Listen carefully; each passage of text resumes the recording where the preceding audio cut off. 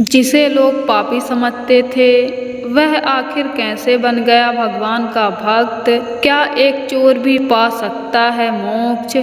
क्या चोरी और अधर्म के रास्ते से भी पहुंचा जा सकता है प्रभु के चरणों में? आज की यह कहानी आपकी सोच बदल देगी, पूरी जरूर सुनिए। बहुत समय पहले की बात है। एक सुंदर और समृद्ध गांव था आनंदपुर। खेतों में हरियाली, घरों में शांति और मंदिरों में घंटियां की मधुर ध्वनि गूंजती थी। पर एक अंधेरा उस गांव को धीरे धीरे निगल रहा था। एक चोर हर सप्ताह एक नया घर लूटता। लोग डरने लगे। कोई कहता ये साधारण चोर नहीं है, तो कोई कहता यह कोई श्राप है, लेकिन कोई उसका चेहरा न देख सका। इस चोर का नाम था रघु। वह बचपन से अनाथ हो गया था। भूख ने उसे चोरी करना सिखाया और फिर चोरी उसकी आदत बन गई। उसने कई मंदिरों में भी चोरी की थी, लेकिन एक बार भी वह पकड़ा नहीं गया। एक रात रघु ने सोचा, अब की बार मंदिर में चोरी करूँगा, वहाँ बहुत चढ़ावा होता है। रात के अंधेरे में वह गांव की प्राचीन शिव मंदिर में घुस गया।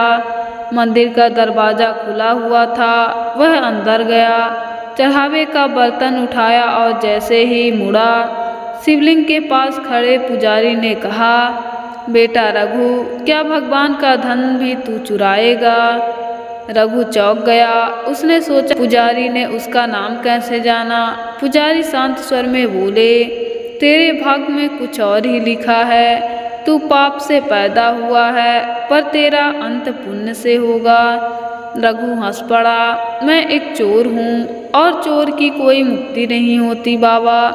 पुजारी ने एक गीता का श्लोक सुनाया, यदि कोई अति पापी भी अन्य भाव से मेरी भक्ति करता है तो वह भी साधु है।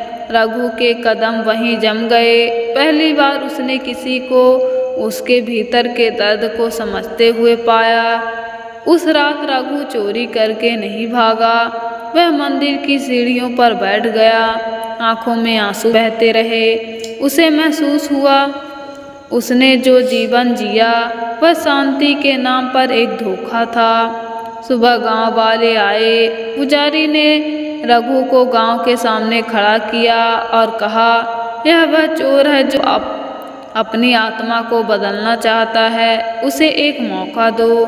कुछ लोग चिल्लाए, कुछ गुस्साए, पर पुजारी बोले, अगर भगवान ने इसे माफ़ किया तो हम कौन हैं सजा देने वाले।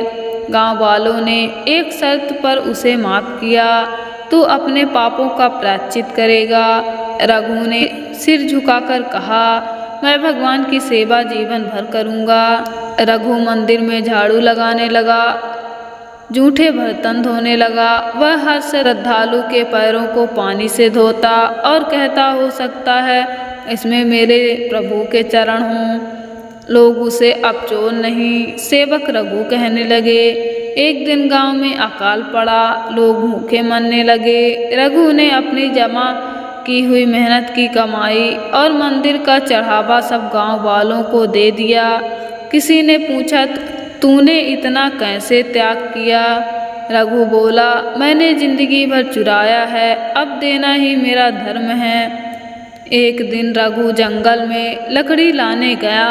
वहाँ उसे कुछ डकैतों ने घेर लिया। वे बोले, हमें पता है तू पहले चोर था, हमारे साथ चल और फिर से चोरी कर। रघु ने इनकार किया। वे बोले, हमारे साथ नहीं चला तो तुझे मार डालेंगे। रघु हंसा, अगर मरना है तो अपने प्रभु के नाम पर ही मरूंगा। डकैतों ने हमला किया। रघु लहूलुहान हो गया, आंखें बंद होने लगी। उसी क्षण रघु को एक तेज प्रकाश दिखाई दिया।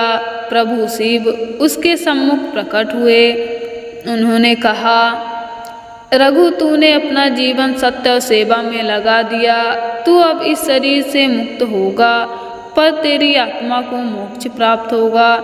रघु की आत्मा शांत हो गई। उसका शरीर वहीं जंगल में पड़ा रहा। लेकिन गांव वालों ने जब उसका शव देखा तो उनके चेहरे पर मुस्कान थी, जैसे वह किसी दिव्य आलिंगन में समाया हो। गांव वालों ने उस स्थान पर एक छोटा सा मंदिर बनवाया, रघु सेवा धाम। आज भी लोग कहते हैं जो एक समय में पाप का प्रतीक था, वह आज सेवा और मोक्ष का उदाहरण बन गया। हर इंसान के भीतर एक संभावना होती है, बदलने की, निखरने की और प्रभु को पाने की। रघु एक चोर था, लेकिन उसने भगवान से रिश्ता जोड़ा और मुक्ति पाली। तो क्या हम भी अपने जीवन को बदल सकते हैं? जवाब है हाँ, बस एक शुरुआत की ज़रूरत है। राधे राधे दोस्तों, मिलते हैं अगली वीडियो में।